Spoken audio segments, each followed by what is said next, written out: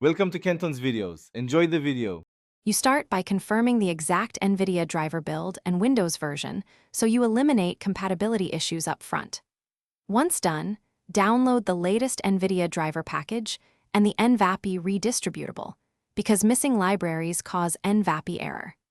Make sure to create a system restore point and temporarily disable antivirus or secure boot, since they can block low-level API calls. Now run the driver installer in custom mode and select Clean Install, so old profile bits are removed before you proceed to the inspector.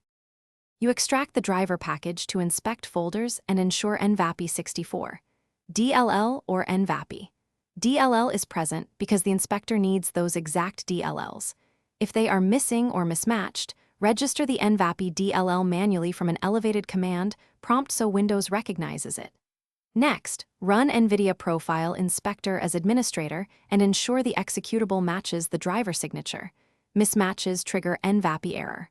Also, replace any old NVAPI files in System32 or SysWOW64. You finish by rebooting normally so Windows loads the newly registered NVAPI and driver modules.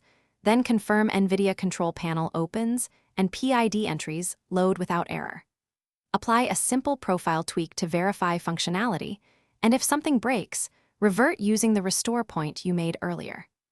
If NVAPI error still appears, use Display Driver Uninstaller in safe mode to remove all NVIDIA traces. Then reinstall the driver and NVAPI redistributable. This clean slate usually resolves persistent API errors and mismatched DLLs.